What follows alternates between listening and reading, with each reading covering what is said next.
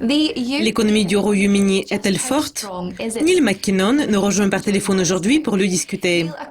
Neil, selon les données récentes, le secteur manufacturier britannique connaît une faible fin de l'année dans le contexte des difficultés de l'économie mondiale. La semaine dernière, il y a eu une série de publications des données avant les actions possibles du comité de politique monétaire. Quel est votre point de vue sur les données? Et compte tenu de ce que le changement des taux n'aura pas lieu dans l'avenir proche, quelles sont les prévisions et les attentes des investisseurs? Comme vous l'avez dit, les données de la production industrielle, de la production du secteur manufacturier récemment publiées ont été décevantes. Mais je crois que cela reflète deux points. Premièrement, c'est le rythme lent de la reprise dans la zone euro. Et deuxièmement, cela reflète les conséquences de ce qu'on appelle un choc chinois, le ralentissement de la Chine. En général, les chiffres n'étaient pas trop faibles. Et il ne faut pas oublier que le secteur manufacturier compte moins de 20% de l'économie britannique. Mais pour 2016, on prévoit que la croissance économique du pays va s'établir au niveau de 2,5%, ce qui n'est pas loin des taux de croissance que nous avons connus au cours des mois qui ont suivi la crise financière. Le vote non sur l'indépendance signifie que le Royaume-Uni restera uni. Cependant, l'économie de l'Écosse est à la traîne des autres parties du pays et a une dépendance non viable sur ce que les projets de construction majeurs devraient stimuler la croissance. Croyez-vous qu'on puisse remédier à cette sorte de divergence dans les économies? Non, je ne le crois pas. Les chutes des prix du pétrole a complètement déraillé des plans budgétaires du Parti national écossais.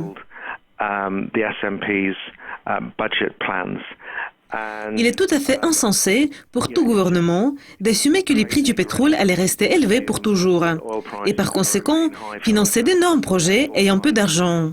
Le gouvernement doit avoir le plan B et le Parti national écossais n'a pas eu de ce plan B. Et donc l'économie de l'Écosse est dans une situation incertaine. Évidemment, tandis qu'on peut éviter les récessions dans l'économie écossaise, la baisse des prix du pétrole produit un impact négatif. Il est tout à fait possible que les projets en matière d'impôts du Parti national écossais vont également produire une influence. Cela pourrait inciter les sociétés et les institutions financières à se déplacer vers le sud.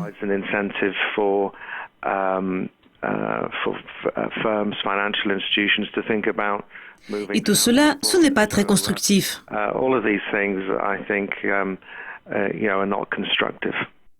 Les ventes au détail ont reculé en novembre, malgré une forte agitation autour de Black Friday au Royaume-Uni. Si les consommateurs ne stimulent pas l'économie du Royaume-Uni au moins de façon traditionnelle, qu'est-ce qu'il y aura à l'avenir? La hausse des prêts personnels a atteint le niveau élevé, presque celui que nous avons vu avant la crise. Et c'est ce à quoi la Banque d'Angleterre devrait réfléchir. Nous voyons que les revenus réels augmentent également. Et c'est ce que beaucoup d'analystes avaient souligné. Donc, même si les ventes au détail ont été un peu faibles, je crois que les fondamentaux sous-jacents restent assez bons. Et ils suggèrent qu'il y a des tendances positives du point de vue des dépenses dans l'économie du Royaume-Uni.